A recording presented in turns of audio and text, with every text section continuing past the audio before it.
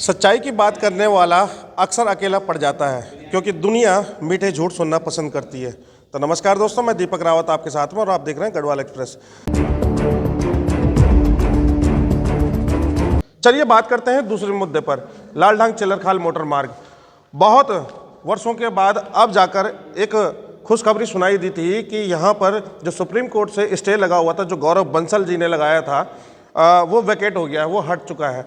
तो जब जश्न मनाया गया तो जो आंदोलनकारी थे उन्होंने भी जश्न मनाया, जो वकील साहब थे उन्होंने भी जश्न मनाया, जो हमारी मौजूदा विधानसभा अध्यक्ष हैं, जो जिला अध्यक्ष हैं, सब ने गाजे बाजे के साथ में अपनी रथ यात्रा निकाली। कईयों ने तो यहाँ पर आपका झंडा चौक में पटाखे भी फोड़े और बताया कि किसने क्या काम किया है। आप बताइए कि किसने क्या काम किया है।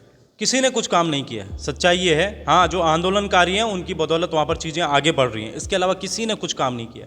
अगर आप देखेंगे उस दिन तो भाई सबने ढोल नगाड़े बजा दिए, सारी चीज़ें हो गई, झंडा चौक में इधर पोस्टर भी लग गए, सब चीज़ें हो गई। किस बात का? 2 दिन बाद जब जो कोटद्वार की जनता, 2.5 लाख की जनता जब उस लेटर को देखती है जिसमें जो है सुप्रीम कोर्ट के जज ने लिखा है कि भाई यहाँ पर कमर्शियल वाहन नहीं चल सकते हैं, सारा जो चीज़ें कोटद्वार की जनता पढ़ती है, तो कोटद्वार की जनता ने उस दिन फिर कहा यार इन्होंने तो फिर मूर्ख बना दिया। और मूर्ख इन्होंने क्या, मूर्ख जो उधर बलूनी जी ने बनाया अपनी वकील के माध्यम से, इधर ऋतु खंडूड़ी जी ने जो है जगह जगह ढोल नगाड़े बजा के मूर्ख बनाया, इधर जो है आंदोलनकारियों के वकील ने मूर्ख बना दिया। तो भाई ये चल क्या रहा है? कोटद्वार की जनता क्या हमेशा मूर्ख बनती रहेगी? मैं ये पूछना चाहता हूँ, जो अनिल बलूनी जी हैं और जो एक तरह से आंदोलनकारियों के वकील थे या फिर अन्य जो लोग थे, क्या किसी ने ये लेटर, मुख्यमंत्री पुष्कर सिंह धामी का ये लेटर, क्या किसी ने सुप्रीम कोर्ट के जज को वहाँ पर बताया?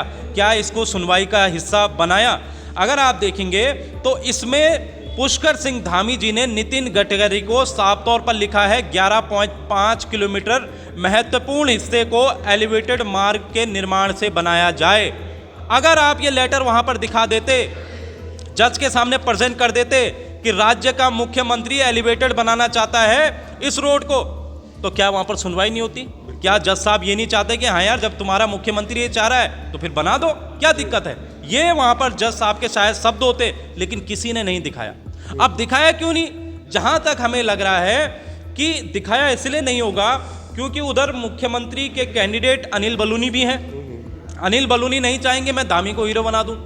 इधर जो है मुख्यमंत्री की कैंडिडेट खुद को आप समझ रही हैं ऋतु भूषण खंडूड़ी जी भी, तो ऋतु भूषण खंडूड़ी जी भी नहीं चाहती होंगी कि मैं धामी को हीरो बना दूं। तो ये तमाम चीजें इसलिए हुई होंगी, लेकिन एंड में कौन फिसा? एंड में कोटद्वार की जनता फिसी। अगर राज्य का मुख्यमंत्री चाह रहा था कि एलिवेटेड बने तो इन्होंने सुप्रीम कोर्ट में ये लेटर क्यों नहीं दिखाया? भाई दिखा देते, क्या दिक्कत थी? उससे बड़ी बात तो ये है कि जो आंदोलनकारियों के वकील थे, चलो वो तो राजनीति कर रहे थे, लेकिन आप अगर सही तरीके से वहाँ पर पैरवी कर रहे थे तो आपको तो दिखाना चाहिए था। क्या दिक्कत थी? इसको दिखा देते, इसको हो जाता, इस पर भी डिस्कस हो जाता। नहीं होता, हम कुछ और प्रयास करते, लोग कुछ और प्रयास करते। तो ये तमाम चीज़ें मुझे लगता है कि इस वाले मैटर में ये गाना किसी ने काफ़ी अच्छा बनाया था कि राजनीति की भेंट चढ़ गया लालढांग चिल्लरखाल मोटर मार्ग, वही हुआ है। फिर से जो है कोटद्वार की जनता को इस मार्ग पर ठगा गया है। जी, राजनीति की भेंट चढ़ गया है लालढांग चिल्लरखाल मोटर मार्ग। वैसे संजय सिंह रावत जो कोटद्वार के ही निवासी हैं, उनका गाया हुआ गीत था और उन्होंने वहाँ पर उस भरे मंच से वहाँ पर से भी गाया था और जगह जगह इसको प्रचारित और प्रसारित किया था।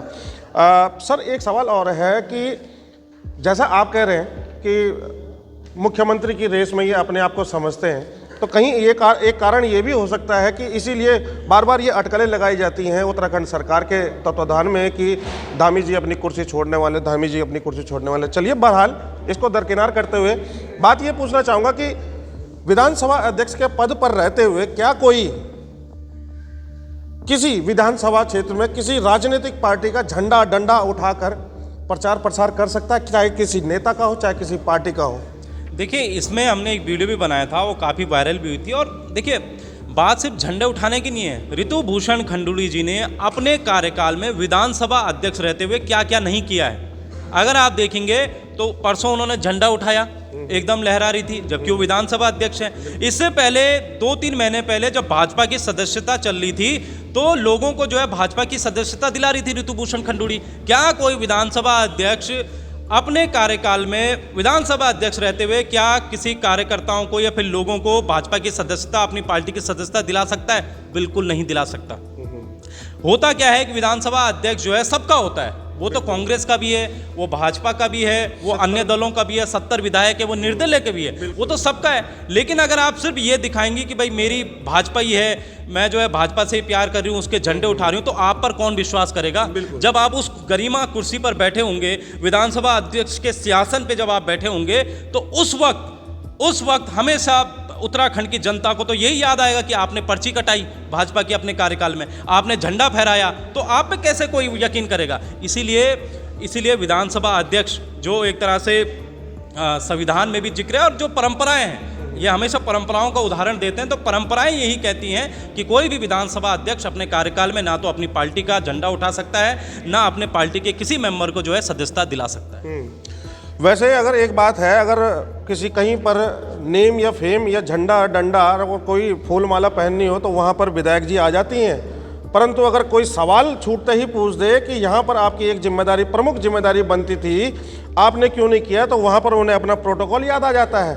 ये वही प्रोटोकॉल है जिस प्रोटोकॉल के तहत वो लालढांग चिल्लरखाल मोटर मार्ग से होके आई थी उस दिन, जिस दिन स्टे वैकेट हुआ था उसके अगले दिन, और वहाँ पर ठीक वहीं आंदोलनकारियों के मुंह के सामने पर रुकी थी, परंतु वही प्रोटोकॉल के तहत वो आंदोलनकारियों के पास मिलने नहीं गई, परंतु वहाँ आगे पर 10 मीटर आगे पर जरूर गई थी, जहाँ पर उनके पार्टी के सदस्य वहाँ पर उनका ढोल नगाड़े और फूलमाला लेकर स्वागत करने के लिए तैयार थे। ये सब वहीं का जी। इसमें एक और चीज़ बस ऐड कर रहा हूँ, इसमें मैं ये एक चीज़ और कह रहा, कुछ लोग कह रहे थे यार वो कोटद्वार में है विधायक, कोटद्वार की विधायक है, वो अपने विधानसभा क्षेत्र में नहीं है, मतलब देहरादून में नहीं है, तो वो झंडा और पर्ची जो है वो उठा कर सकती हो, झंडा उठा सकती। सवाल वही है कि अगर आप कोटद्वार में हैं तो फिर आपके पीछे जो आपके सिक्योरिटी है विधानसभा की, तो उसको भी हटा दो ना, उसको भी आप देहरादून में रखिए फिर। कोई प्रोटोकॉल तो हाँ, आप प्रोटोकॉल तो पूरा यूज़ करना चाह रही हैं कोटद्वार में, तो फिर आप झंडा क्यों उठा रही हैं? सवाल ये भी है जी। जी, आप एक तरफ से ये बताना चाह रहे हैं कि यहाँ पर अभी तक दिशा भ्रमित किया गया है, चाहे वो किसी भी ओर से हो, चाहे राजनीतिक पार्टी की ओर से हो, चाहे वो विधायक की ओर से हो, चाहे वो एडवोकेट की ओर से हो। और इसमें एक चीज़ और जोड़ दूँ कि जो अनिल बलूनी जी की बात हो रही है और बांसुरी स्वराज जी की बात हो रही है, ठीक उसी दिन जिस दिन जो फैसला आना था उसी दिन बांसुरी स्वराज जी को वहाँ पर भेजा जाता है, और उसी के क्योंकि उसी दिन फैसला भी आना था, तो क्या अनिल बलूनी जी को इतने वर्षों से पहले से नहीं पता था? पहले से इतने वर्षों से पहले से उन्होंने कोशिश क्यों नहीं की कि यहाँ पर अब ये इसकी लड़ाई लड़ी जाए?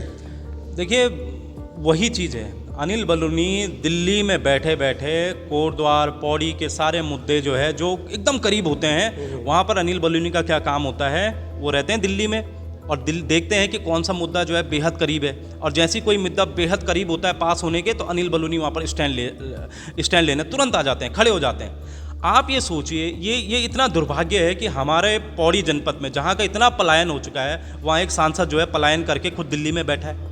सांसद को तो कोटद्वार में बैठा होना चाहिए था, सांसद को पौड़ी में बैठा होना चाहिए था। आप दिल्ली में बैठे बैठे जो है यहाँ पर नजर रख रहे हैं कि भाई क्या हो रहा है क्या नहीं हो रहा, और जब फैसले आते रहते हैं तभी आप एक्शन लेते हो। ये दुर्भाग्य है। अनिल बलूनी भी हो सकता है भविष्य में या तो कोटद्वार से लड़ने का विचार कर रहे होंगे कि भाई कोटद्वार के मुद्दे उठा लेता हूँ, यहाँ से लड़ने का मैं सोच लेता हूँ, और भविष्य में जो है अमित शाह आपका प्रधानमंत्री से उनकी क्लोजनेस है ही, तो क्या पता मुख्यमंत्री भी आगे बन जाए। लेकिन जनता सब कुछ समझ रही है। अनिल बलूनी कोटद्वार से पलायन आज से नहीं, अनिल बलूनी कोटद्वार से सालों से पलायन कर चुके हैं, और सांसद होने के बावजूद भी वो दिल्ली में बैठे हुए हैं। तो ये अपने आप में जो है काफ़ी बुरा है जी। सांसद की बात चली है तो आपको एक छोटी सी बात याद दिला दूं कि अभी कुछ महीनों पहले सांसद अनिल बलूनी जी यहाँ कोटद्वार आए थे भ्रमण पे, और कोटद्वार आते ही जब उनसे पूछा गया किसी पत्रकार के द्वारा कि भाई यहाँ पर पासपोर्ट ऑफिस बनना था और पासपोर्ट ऑफिस अभी तक क्यों नहीं बना, तो वो कह देते हैं कि मैंने तो सांसद निधि का पैसा भी लगा दिया है, परंतु अगर किसी के साइन नहीं हुए हैं फाइल में अभी।